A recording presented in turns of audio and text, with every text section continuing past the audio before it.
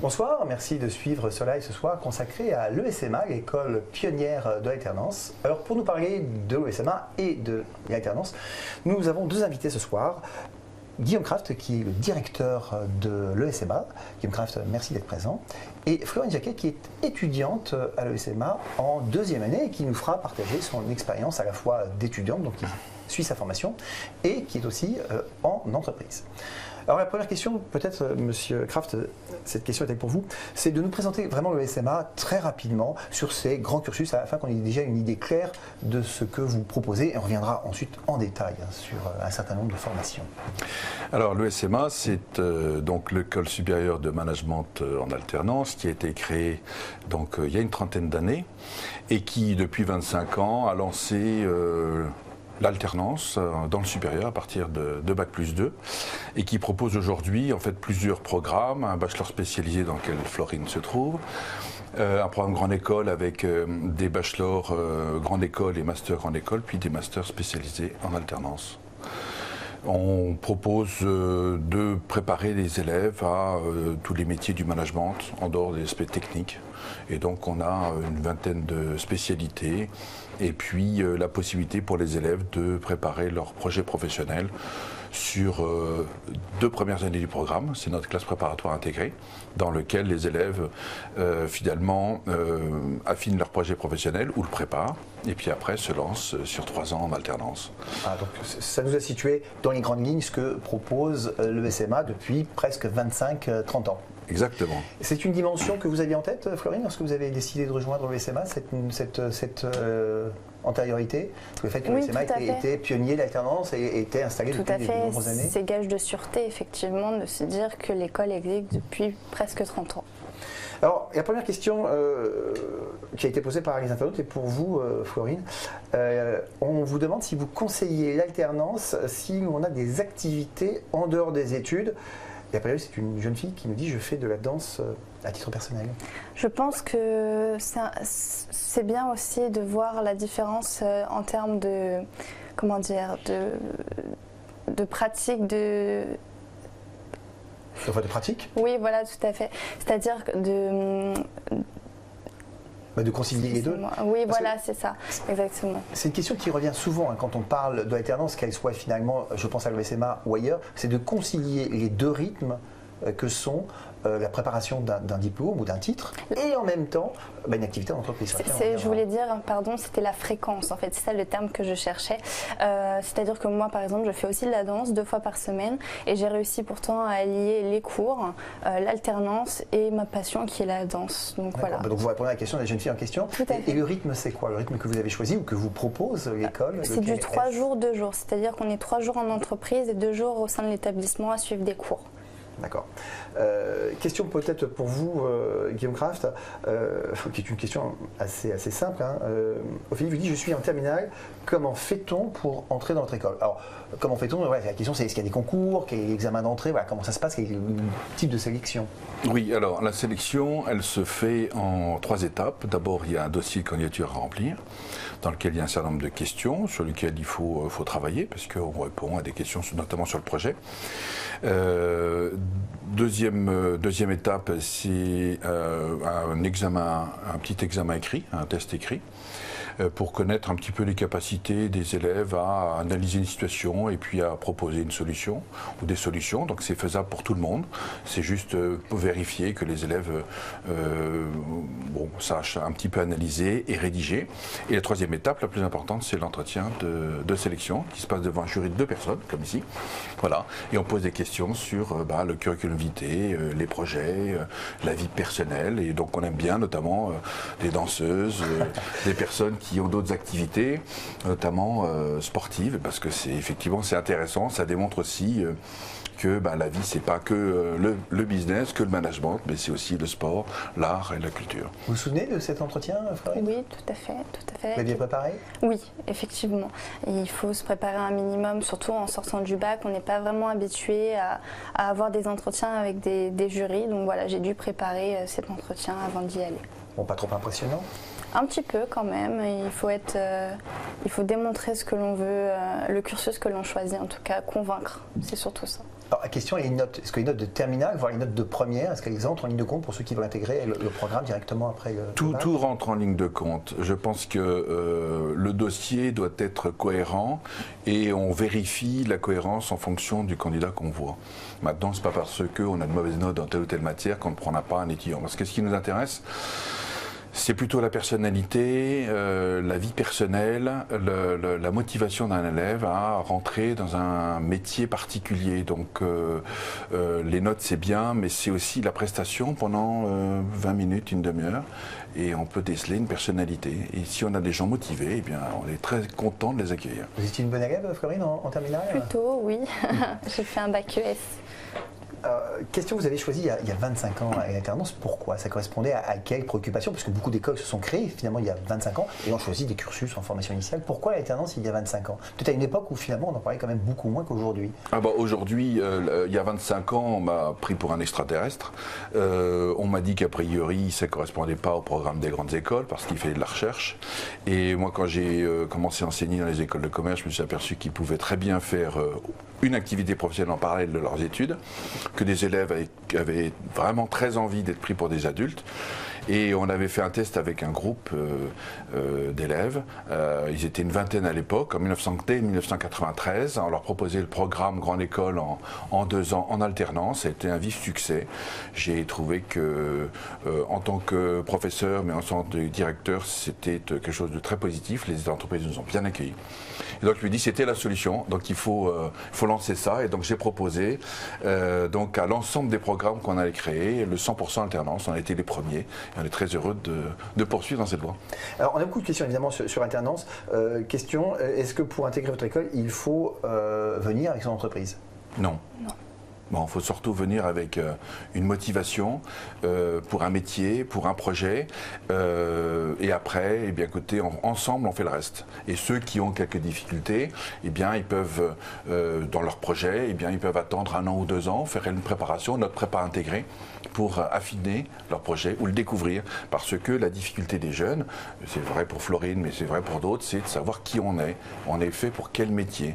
Journaliste, chef d'entreprise, webmaster, directeur des ressources humaines, directeur commercial. Quel métier ? C'est quel métier ? C'est pas facile. Non, c'est pas facile. Vous, Florine, la motivation de l'alternance, elle est venue quand ? Elle est venue en terminale ? Elle est venue par la suite ? À quel moment vous avez su que vous souhaitiez faire un cursus en alternance ? J'ai d'abord fait une première année de PGE, de programme Grandes Écoles, à laquelle je me suis rendu compte du coup par la suite que je souhaitais intégrer le bachelor spécialisé, notamment par la suite j'irai en ressources humaines parce que je voulais allier les cours théoriques avec la pratique. C'était une chose qui me motivait, j'avais envie de découvrir le monde de l'entreprise. Et donc ça vous l'avez vu au cours de votre première année de programme Grande École où là vous n'aviez pas de possibilité d'alternance. Exactement, voilà. Et où le stage ne vous paraissait pas forcément suffisant. Exactement, voilà. C'était une durée de 6 semaines le stage. Alors que là, j'ai l'occasion toute l'année d'être dans le monde de l'entreprise. Alors, on a plusieurs questions qu'on va essayer de résumer qui tiennent autour des conditions financières de l'alternance parce qu'il y a plusieurs formules autour de l'alternance. Ça se passe financièrement, ça se passe concrètement comment pour vous ? Alors en termes de frais de scolarité, est-ce que vous avez une rémunération ? Comment ça se passe ? Alors quand on est étudiant et on décide d'aller en alternance, c'est l'entreprise qui prend en charge notre formation, donc qui rémunère l'école et qui nous rémunère aussi pour le travail que l'on effectue.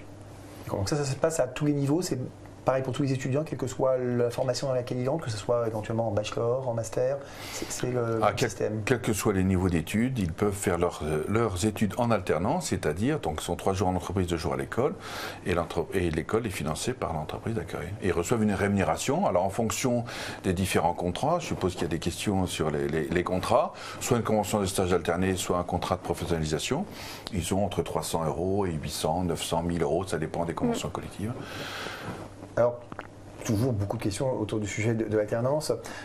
Question, est-ce que vous devez rester dans la même entreprise pendant toute la période de votre scolarité ? Comment ça se passe ? Alors non, pas du tout. On peut effectuer 2 ans dans une entreprise, mais le but même de l'alternance, c'est de diversifier les expériences, les missions. Donc nous, on conseille vivement de changer d'entreprise tous les 2 ans, on va dire, ou alors tous les ans. Alors, au-delà de l'aspect rémunération, qui évidemment n'est pas le même que celui d'un stagiaire, quelle différence fondamentale finalement entre faire un cursus en alternance et faire un cursus en formation initiale avec des grandes périodes de stage? La différence, c'est que l'élève qui se retrouve en alternance dans une entreprise est considéré par l'entreprise comme un collaborateur. Voilà, à part entière. Ce n'est pas une mission courte de 3 mois, 4 mois ou 6 mois, c'est une mission sur 1 an et qui devient même plus une mission, qui devient quasiment un poste. Alors on ne va pas dire ça parce qu'on est en apprentissage, on apprend dans l'entreprise, on est formé par l'entreprise, mais c'est quand même 2 optiques différentes. Les 2 sont bien si vous voulez, mais pour ceux qui sont en alternance, c'est vraiment une collaboration avec l'entreprise, on apprend le métier et donc c'est vraiment quelque chose de très vertueux. C'est le sentiment que vous avez, Florine, dans votre entreprise? Ça se passe comme ça? Oui, tout à fait. Étant donné que je travaille dans mon école, c'est exactement le sentiment que j'ai. Alors, question de Juliette, comment sait-on si on est fait pour alternance? Moi, j'ai envie de faire une alternance, mais comment vous allez savoir si je suis fait pour ça en me recrutant? Parce que c'est vrai que tout le monde n'est pas forcément fait dès la première année, surtout si on sort de terminale, pour aller dans une entreprise. Alors, c'est une difficulté que nous avons dans le recrutement. Je pense que pour les élèves qui sortent du bac, il y a un choix qui peut s'opérer entre commencer une formation en alternance ou commencer un programme dans lequel il n'y a pas d'alternance. Nous, on propose les 2. Mais on insiste bien sur le fait que pour faire l'alternance, pour rentrer dans une entreprise, il faut être recruté. Et pour être recruté, il faut une motivation, il faut des qualités humaines, ainsi de suite. Oui, parce que ça ne dépend pas que de vous. Non, ça ne dépend pas que de nous. Et mais en plus, il faut aussi que l'élève puisse avoir un certain nombre d'expériences, que ce soit sportive, culturelle ou en entreprise, pour pouvoir proposer à l'entreprise bien quelque chose à effectuer en entreprise. Et donc ça, c'est pas simple. Donc c'est nous, lors de l'entretien, on va déceler la capacité de l'élève à trouver l'entreprise. Mais si on décide que finalement, pour cet élève, c'est pas faisable cette première année, c'est pas grave. Il peut faire donc le programme grande école avec les 2 premières années de classe préparatoire intégrée. On va l'aider, il va faire 3 mois, on va dire au total, il va faire 5 mois de stage. Et donc là, va sortir un projet professionnel, une attirance vers tel ou tel type métier, l'industrie, comment dirais-je, les grandes surfaces, le milieu bancaire. Enfin, il y a plein de métiers, il y a plein d'entreprises. Maintenant, il faut trouver sa voie. Parce qu'il faut gérer à la fois son temps de travail en entreprise, où finalement, vous le disiez, vous avez des responsabilités. Donc l'entreprise, quand même, alors je ne vais pas dire exige des résultats, mais vous confie des responsabilités qui exigent du travail, et puis en même temps, vos cours, et la réussite quand même aux examens. Ça va pas être facile tous les jours. Le rythme 3 jours, 2 jours, se permet de découper la semaine en 2 parties. C'est-à-dire que le début de semaine, nous sommes concentrés à être en entreprise, et après, on a le reste de la semaine pour se concentrer sur nos cours. Donc je trouve ça vraiment super comme rythme. Alors comment ça se passe pour les vacances, par exemple, les vacances étudiantes, les vacances classiques? Il n'y a pas de vacances, Non, en fait, cela dépend si on est en convention de stage ou en contrat de professionnalisation, parce que quand on est en contrat de professionnalisation, nous sommes salariés.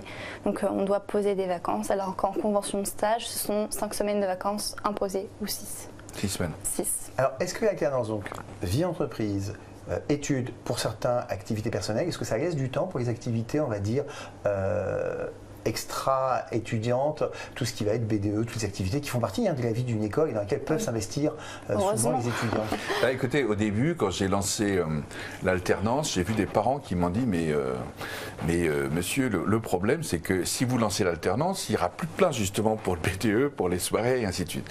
Et je dis écoutez, moi je fais le choix de l'entreprise, je pense que c'est meilleur pour les étudiants et je pense aussi que bien écoutez, ceux qui auront la volonté pourront gérer des projets associatifs. Et il se trouve que ça n'a pas du tout diminué les projets, au contraire. Et j'ai trouvé que les élèves étaient beaucoup plus professionnels dans leur approche pour organiser une soirée, pour organiser un voyage. Oui, ça nous responsabilise. Vous avez temps, vous, Florine, de vous investir un peu sur ces activités étudiantes? Oui, tout à fait. Dans ma classe, il y a le président du BDE, donc on est assez sollicité. On organise des petits déjeuners, des choses comme ça. Donc une activité classique comme dans les autres écoles qui peuvent faire de commerce, qui peuvent faire de la formation initiale. Peut-on faire de l'alternance à l'étranger?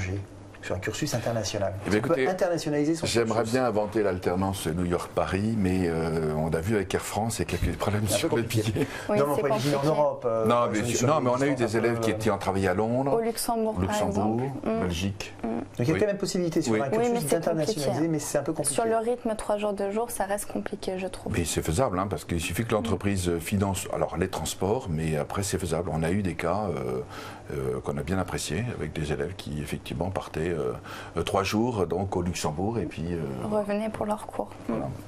Question de Johanna, comment cela se passe-t-il lors du recrutement? Donc vous voyez un candidat qui a un potentiel pour intégrer l'école, mais qui doit trouver une entreprise finalement pour suivre sa scolarité. S'il ne la trouve pas, comment ça se passe? Eh bien, écoutez, dans tous les cas, il va la trouver. Donc c'est une question qu'il ne faut pas se poser. Bon. Non, mais je veux dire, il y a toujours des accidents, ça arrive toujours, mais quand on prend un train, on ne pense pas quand il va dérailler. D'accord ? Donc je pense qu'il faut avoir confiance parce que on met tout en œuvre, ou tous les moyens en œuvre pour aider les élèves à trouver leur entreprise, à trouver l'entreprise qui va les satisfaire. Parce que trouver une entreprise, on va dire globalement, c'est faisable, très largement faisable. Trouver l'entreprise qui correspond à l'élève, c'est un peu plus compliqué. Donc c'est pour ça qu'on travaille ensemble sur le projet, et donc on a un certain nombre de moyens qu'on met en œuvre. Mais je suppose que vous allez me poser une question là-dessus. Parce que c'est quand même la question centrale des établissements qui proposent des formations en alternance. C'est qu'un certain nombre, et vous le savez, d'établissements qui proposent des formations en alternance et qui vous recrutent, ensuite vous donnent une sorte de listing que vous appelez et vous donnent quelques vagues conseils et puis débrouillez-vous. Voilà. Et puis il y a des écoles qui effectivement ont un vrai travail d'accompagnement, déjà un vrai relationnel avec les entreprises qui font confiance à l'école pour justement trouver des candidats de valeur. Est-ce que c'est votre cas? Alors, vous allez répondre oui. Oui, non, je vais répondre parce que le relationnel avec les entreprises c'est bien, mais c'est pas suffisant. Parce qu'en fait, je dis aux élèves souvent qu'on est comme des coachs. Nous, on n'est pas sur le terrain. On n'est pas sur le terrain de rugby ou de football. Maintenant, on ne va pas gêner les footballeurs ou les rugbyman. On n'est pas sur le terrain. Donc, ce sont les élèves qui sont dans l'entretien. Et donc, nous notre préoccupation, c'est d'accompagner et de former les élèves donc à avoir un entretien. Et lors de l'entretien, faire la différence en répondant aux questions et aux questions qui pourraient être un peu pièges de l'entreprise, mais qui ne sont pas pièges. L'entreprise essaie de savoir où va l'étudiant et si son projet lui correspond. Donc nous, on a, excusez-moi de vous couper, donc on a donc un séminaire technique d'entreprise qui dure 2 jours. On a des ateliers après, notamment avec une femme qui est metteur en scène, actrice et metteur en scène, et qui explique quelle attitude à adopter et comment on se positionne dans la relation avec autrui. Est-ce qu'on regarde bien l'interlocuteur? Est-ce qu'on utilise ses mains? Est-ce qu'on a une conscience de son corps? Et puis, on a aussi donc, un professeur référent qui est là pour aider, pour coacher l'élève, conseiller. Et puis, bien entendu, on a des relations avec les entreprises, on a des postes. On imagine que depuis 25 ans que vous êtes dans l'alternance, vous avez créé un tissu. Oui, mais alors là aussi, c'est bien, on va dire qu'on a un tissu, mais comme on est, comment dirais-je, c'est la rançon de notre succès. Comme nos étudiants sont recrutés par l'entreprise d'accueil à la fin de leur programme. Donc ils n'ont plus besoin d'élèves à former pour de futurs postes. Donc on est obligé de renouveler chaque année entre 30 et 40% de notre tissu d'entreprise. Voilà. Alors je rebondis sur ce que vous dites parce qu'il y a une question de Bénédicte qui vous dit: avez-vous un chiffre sur le nombre d'étudiants recrutés dans l'entreprise d'accueil? Donc est-ce que c'est fréquent qu'un stagiaire en alternance soit recruté par l'entreprise qui l'a pris? La moyenne c'est 50%. Et ça depuis 20 ans, 50% de nos élèves sont recrutés par l'entreprise d'accueil. Est-ce qu'on peut presque assimiler ça à une sorte de pré-recrutement de la part de l'entreprise? Ça peut être assimilé à cela. L'alternance aussi, ça permet d'investir en quelqu'un. Donc s'ils trouvent chaussures à leurs pieds, effectivement, ils recrutent la personne. Ça paraît évident. Et une question qui arrive pour vous, on vous demande ce que vous comptez faire après vos études. Parce qu'après, donc vous êtes en 2e année de bachelor. Et donc la question qui se pose souvent pour des étudiants en bachelor, c'est: est-ce que je poursuis après mon bachelor pour continuer les études ou est-ce que je travaille directement? Tout à fait. Je compte poursuivre sur un cycle long. Donc là, l'année prochaine, je choisis une spécialisation en ressources humaines et je compte faire un master spécialisé en ressources humaines aussi, chez le groupe HEMA.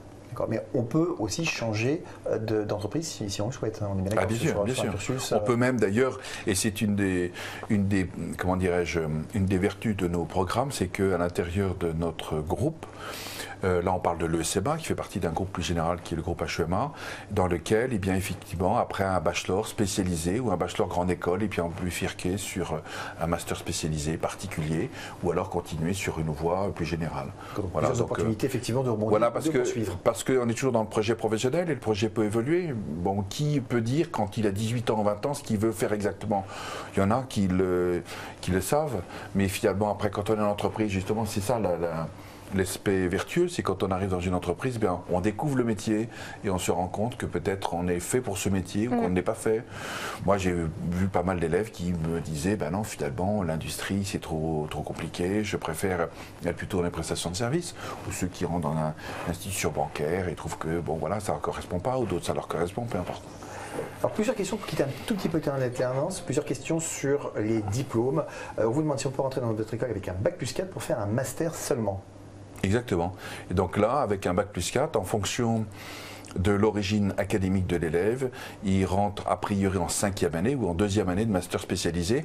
Mais là, comme il rentre en admission parallèle, il va faire 15 mois. Lorraine vous dit, vous proposez un BBA et un bachelor, mais n'est-ce pas la même chose? Non, c'est pas la même chose. Un bachelor, c'est l'équivalent d'une licence, c'est en 3 ans. Un BBA, c'est en 4 ans. Est-ce qu'il n'y a pas une dimension internationale pour le Exactement, avec une dimension internationale et linguistique. Plusieurs questions sur la certification dont vous parlez souvent, que vous avez présenté dans votre petit texte introductif avant le live. C'est important la certification pour les titres? C'est important pour les élèves, c'est important pour les entreprises, pour le financement. Là aujourd'hui, nous proposons 11 titres certifiés, dont 7 titres certifiés au niveau 1, 4 au niveau 2, donc qui correspondent donc à nos BBA. Donc ça permet aux élèves finalement de suivre et de préparer un diplôme certifié. Dans pratiquement tous les cas, on a quelques masters qui sont en voie de certification. Donc on y travaille, c'est un élément positif, mais je pense que l'élément principal, c'est pas forcément la certification, c'est le résultat d'un programme, le résultat professionnel. C'est quand on fait une école, quand on fait un programme, eh bien l'objectif c'est d'avoir un emploi. Et comme vous disiez, 50% de toutes les façons de vos alternants sont déjà pris dans l'entreprise actuelle. Exactement. Et donc nous, c'est un point important. Si vous parliez tout à l'heure de points clés, c'est un point important parce que depuis une vingtaine d'années, on insiste sur le fait que nos élèves trouvent en moyenne, en 30 jours, leur premier emploi. Et donc ça, et même au moment de la crise, on a été extrêmement surpris parce que, eh bien, ça se poursuit. Les entreprises, logiquement, comme elles ont préparé et formé un de leurs collaborateurs, eh bien, elles vont le recruter juste à la fin du programme. Ça a compté pour vous, Florine, le fait d'avoir des titres certifiés, oui. Les chiffres d'emploi à la fin des études? Oui, tout à fait, c'est un gage. C'est un gage. Beaucoup d'écoles proposent des titres mais non certifiés. Moi, j'ai choisi une école qui me proposait un titre certifié. Et l'employabilité à la fin de votre cursus, le fait que 50% soient recrutés dans les accueils ou ça que le délai soit ça va de soi aussi. C'est quelque chose qui est important pour vous? Oui. On vous demande si vous êtes sur APB. Non, nous sommes en procédure hors APB, ce qui fait que les élèves peuvent postuler quand ils veulent. Dossier de candidature. Voilà. Mais il faut qu'ils poursuivent la procédure, mais ils peuvent très bien en parallèle venir nous voir, on sera très heureux de les accueillir. Donc vous n'avez pas forcément le même calendrier d'inscription? Non. C'est-à-dire qu'on peut s'inscrire chez vous jusqu'à quand? Eh bien, écoutez, on peut s'inscrire chez nous jusqu'en septembre. Et donc, nous avons une prochaine date limite qui est au 2 février. Donc voilà, où les étudiants peuvent... Mais ça peut aller beaucoup plus tard. Voilà, on est sur une sélection particulière parce que c'est une sélection plus professionnelle, plus personnelle qu'une sélection académique. Mais de fait, on a jusqu'à quand pour trouver une entreprise? Parce qu'il y a la première démarche qui est de poser un dossier, d'être accepté, de faire l'entretien. Et puis ensuite, il y a la démarche de l'entreprise. Et là, on a jusqu'à quand pour trouver son entreprise? À partir de la rentrée, les élèves ont 4 mois pour trouver une entreprise. D'accord. Question de Gaël pour vous, Florine, mais je crois que vous avez répondu. On vous demande si vous comptez changer d'entreprise pendant vos études. Oui, tout à fait. Je compte diversifier les différentes missions qui me seront confiées. Vos professeurs sont-ils plutôt des professeurs académiques ou des profs qui bossent? Les profs qui sont académiques bossent aussi quand même. Hein. Oui, Mais enfin, non, faut on pas voit dire bien la ça. question qui est posée. Non, non. Nous, nos professeurs sont à 100% des professionnels. Ils sont recrutés avec 2 critères. Un premier critère académique. Ils doivent avoir un diplôme de Bac+5 à doctorat. Et le deuxième critère, c'est qu'il faut qu'ils aient 10 à 20 ans d'expérience professionnelle. Voilà. Ce qui rend les cours très, très, très intéressants. Alors concrètement, ça se passe comment les cours pour vous, Florine, s'il est possible de donner un emploi du temps type sur une journée, si tant est que ça soit possible? Parce que peut-être que toutes vos journées sont vraiment très différentes. Ça varie, c'est vrai, mais en général, la journée est découpée en 3 heures le matin, 3 heures l'après-midi. On peut avoir 1h30 de cours de droit, après 1h30 de cours de ressources humaines. Ça varie selon les spécialités et voilà. Et alors beaucoup de TD, beaucoup de cas pratiques, c'est plutôt un amphi où on vous lit un cours, ça se passe comment? Non, il n'y a pas d'amphi. Il n'y a pas d'amphi, c'est que des groupes de maximum 40 élèves. Parfois, il y a une cinquantaine d'élèves, mais on est sur une moyenne de 20 à 30 élèves. Et donc, le cours est à la fois académique et puis et travaux dirigés, et ça dépend des matières. Question de Benjamin, je suis actuellement en licence professionnelle, le master 1 en alternance soit-il accessible pour moi? Est-il utile que je vienne à la journée porte ouverte? Venir à une journée porte ouverte, je pense que c'est toujours utile. Parce qu'il faut savoir si l'école correspond, voir des étudiants, voir des professeurs, voir l'ambiance un petit peu qui se dégage. On peut les conseiller aussi, du coup. Alors, donc, je pense que c'est toujours bien de venir. Voilà, je serai heureux de l'accueillir s'il vient. Vous parlez d'un réseau d'entreprises, on vous demande avec qui vous travaillez. Est-ce que vous avez des exemples à donner Oui, d'entreprises tout à fait. partenaires qui sont des... Allez-y. Allons-y, Florine. Notamment Decathlon, la SNCF, Raiwan qui est une marque un peu moins connue, Canon. On a vraiment des partenaires dans tous les domaines, autant le développement durable, les ressources humaines, dans tout. Donc là, vous avez cité des belles marques, mais vous travaillez aussi, j'imagine, avec des PME. Oui, on a la photographie de la France entière avec des PME, des grandes entreprises. Là, vous avez oublié Lidl, dans lequel on a beaucoup d'anciens et qui marchent très bien. D'ailleurs, Carrefour, notamment. Oui, tout à fait. Est-ce qu'on peut couper, c'est une question qui vous est posée, est-ce qu'on peut vraiment couper son emploi du temps en deux, c'est-à-dire lorsque vous êtes en cours, est-ce que vous déconnectez complètement de l'entreprise et inversement, lorsque vous êtes en entreprise, est-ce que vous déconnectez complètement des cours ou alors c'est une immixtion finalement constante? Alors quand je suis en cours, c'est-à-dire que je suis totalement concentrée à ce que j'apprends. Quand je suis en entreprise, je suis 100% en entreprise. Il faut faire la part des choses. Et là, vous recevez, j'imagine, beaucoup de courriels dans le cadre de On n'a votre pas entreprise. accès à nos boîtes. Donc ça veut dire que pendant les jours où vous êtes en école, vous ne regardez pas votre messagerie et Non, vous n'êtes j'ai pas pas actif les accès. sur. D'accord. Et ça, c'est une règle pour tous les alternants ou c'est spécifique Non, à. Ça dépend des entreprises, mais on essaye de dire aux entreprises et aux élèves d'essayer quand même de déconnecter pendant les 2 jours de cours. C'est quand même, voilà, il faut essayer de séparer les choses. C'est comme si vous demandiez à un élève est-ce qu'il déconnecte quand il est en entreprise, alors si il commence à réviser ses cours en entreprise, ça ne va pas. Donc faut arriver. C'est difficile, c'est faisable dans l'année, puis à la fin de l'année, ça devient un petit peu plus compliqué. Question importante pour les établissements qui proposent des formations alternances, c'est le suivi finalement, le suivi de comment ça se passe. Alors vous, c'est peut-être un peu particulier, mais c'est le suivi de vos alternants. Est-ce qu'il y a un suivi régulier de la manière dont ça se passe pour l'alternant dans l'entreprise, voir s'il progresse, si ce qu'il fait est conforme à ce qui lui était promis, enfin voilà, si tout se passe bien? Écoutez, normalement, il y a un suivi qui est en 2 étapes. Un premier suivi, on essaie de savoir si l'intégration de l'étudiant s'est bien déroulée au sein de l'entreprise, et puis un deuxième suivi avec une analyse, aller aux 2/3 du parcours, une analyse on va dire de la relation de travail dans l'entreprise, donc faite par un professeur, le professeur référent. Donc il va demander aux entreprises, poser un certain nombre de questions.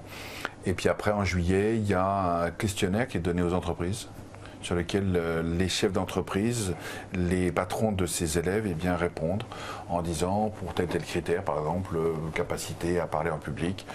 Donc il y a des lettres pour savoir s'il y a une évolution sur l'année. Et donc dans l'obtention finalement du diplôme à la fin de l'année, ça compte quoi l'appréciation d'entreprise? Écoutez, ça correspond, il y a un coefficient de 10. Question financière, on vous demande, au final on ne paye rien si on trouve une entreprise, même pas les frais de scolarité? Ah non. Non, il y a des droits d'intégration qui sont d'environ 1 000 euros, qui permettent donc nous de suivre les étudiants, de les former à trouver une entreprise. Et puis après, tout le reste est financé par l'entreprise. Florine, quand vous avez souhaité faire de l'alternance, vous nous avez parlé tout à l'heure, puisque la première année, vous l'aviez choisi en formation initiale, la question financière a été prépondérante ou c'était vraiment le souhait d'avoir une expérience en entreprise? Non, c'était le souhait vraiment d'avoir une expérience professionnelle, plus que financière. Que dois-je vous dire en entretien pour être sûr d'être prise? C'est une bonne question.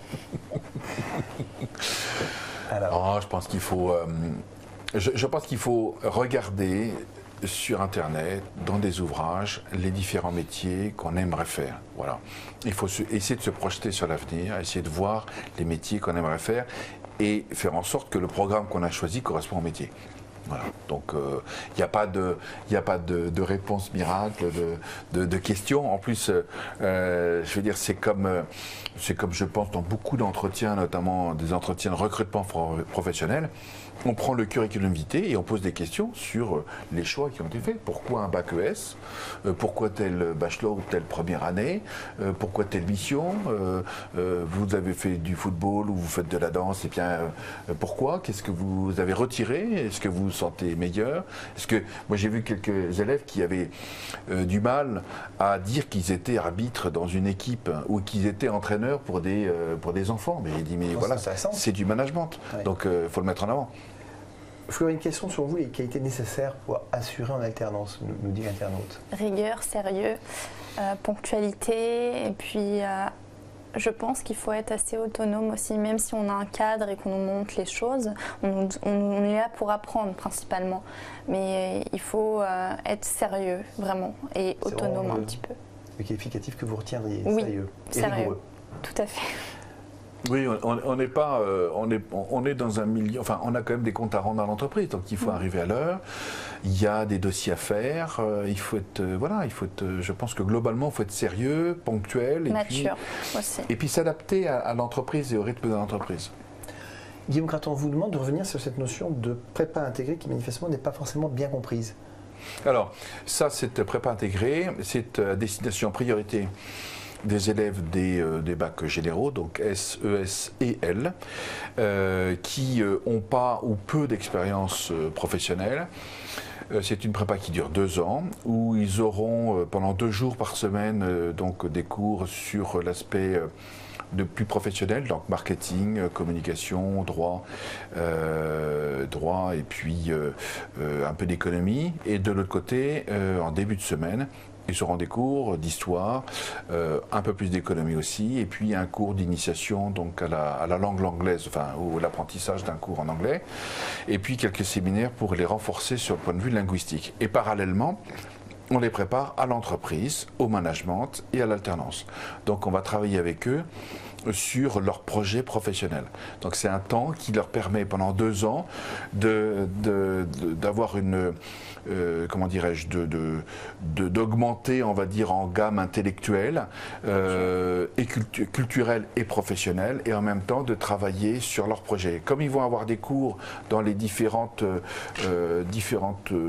métiers de l'entreprise, là ils vont pouvoir peut-être mieux découvrir les métiers. Là, on a un cours de présentation de la communication, de tous les métiers de la communication. Donc, ça leur permet d'avoir un panel général de ce qui peut se faire.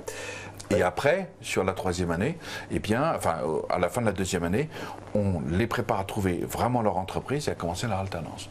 Donc sur la 3e année, ils rejoignent quel programme? Le programme Grande École. 3e, 4e, 5e année, ils font 3 ans d'alternance. Très bien.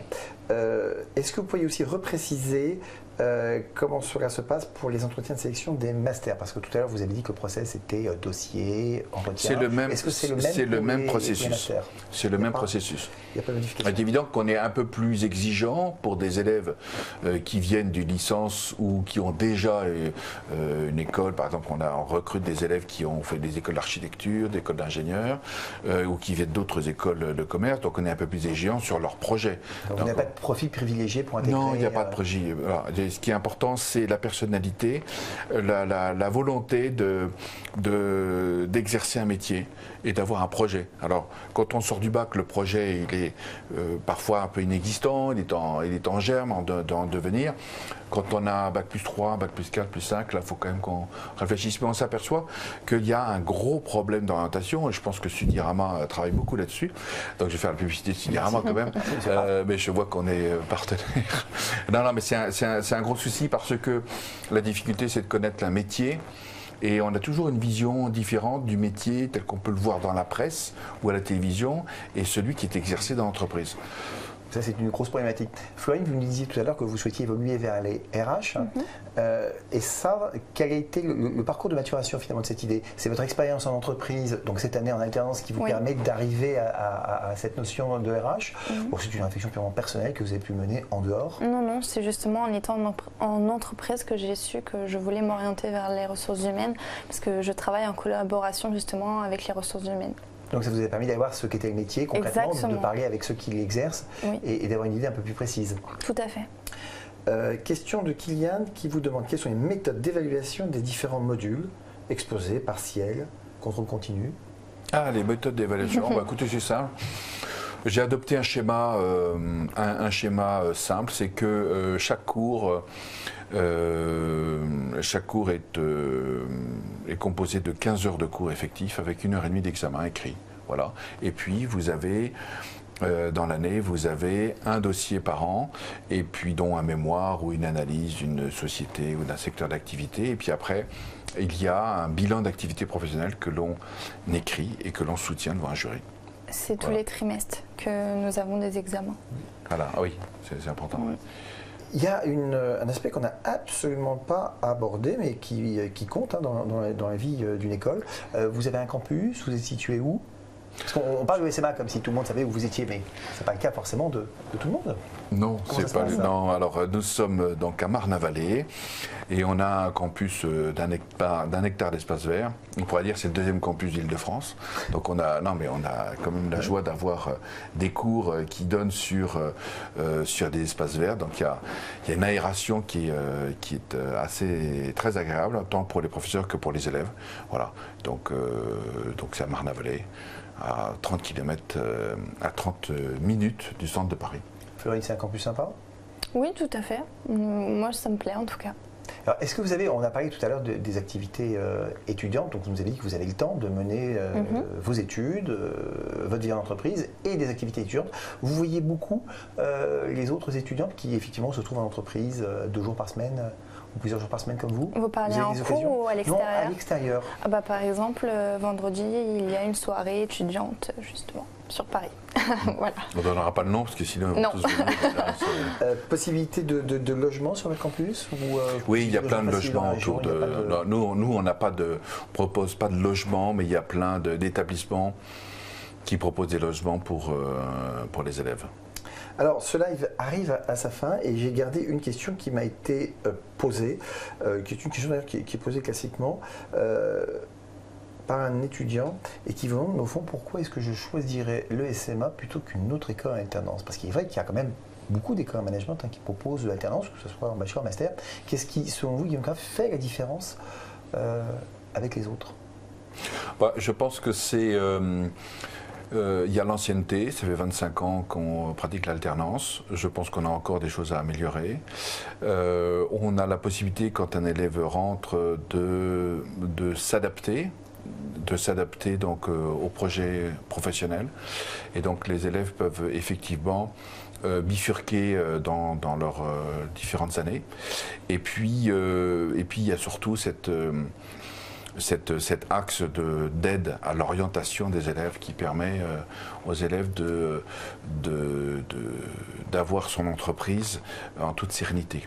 Même si ce n'est pas une chose aisée, parce qu'effectivement, il va falloir travailler, il va falloir faire une introspection sur soi-même, savoir qui on est, pourquoi on est là. Alors, on aurait pu conclure sur cela, mais j'ai encore 2 questions. La première, je ne suis pas de nationalité française, mais vos formations répondent à mes motivations personnelles et mon projet professionnel. J'ai aujourd'hui 31 ans, comment faire? Bah écoutez, il faut taper à la porte, tout simplement. Donc c'est possible. Oui, c'est tout à fait possible. Chez vous, Oui, parce qu'on a aussi notre particularité, mais on n'a pas le temps de trop en parler, c'est que on fait venir aussi, enfin, on forme aussi des salariés. Donc en formation continue qui intègrent nos masters. Donc ce qui permet d'avoir d'ailleurs dans des salles de cours des choses assez étonnantes avec des adultes ou des préadultes, et voilà, c'est très agréable. Donc 31 ans, ça ne nous fait pas peur, au contraire, c'est très bien. Très bien. On a d'anciens sportifs, on a des cyclistes, on a des gens assez brillants. Là, on a un ancien basketteur de l'équipe de France qui est là, qui a effectivement une trentaine d'années, qui a laissé sa femme, voilà, et puis ben, voilà, il fait son programme pendant 1 ou 2 ans pour voilà, revenir à la vie. Avis à tous ceux qui veulent se former. Fleur, une dernière question peut-être pour vous. On vous demande, par rapport à l'idée que vous faisiez l'alternance, quelle a été votre meilleure surprise en pratiquant l'alternance réellement par rapport à ce que vous imaginez, et peut-être ce qui vous a paru le moins positif Le positif, les relations que j'ai pu avoir avec autrui, les personnes avec qui je travaille, les responsabilités aussi, c'est quelque chose qui nous forge, qui nous donne de la maturité. Et en négatif, bah écoutez, non, pour l'instant, j'ai pas de point. Pour l'instant, mais on verra. Pour l'instant. Dernière chose, vous organisez des journées portes ouvertes Oui. Régulièrement, il suffit d'aller sur votre site pour en trouver la date et les conditions. Oui, la prochaine c'est samedi prochain, donc on sera très heureux d'accueillir tout le monde. Que ce qui intéresse, mais Samedi Voilà, je pense 28. que c'est important d'aller voir les écoles, de voir comment ça se passe, c'est bien. Très bien. On est très heureux. Guillaume Kraft, Florian Jacquet, merci d'avoir répondu aux questions des internautes. Merci d'avoir suivi le live et rendez-vous pour d'autres émissions. Merci.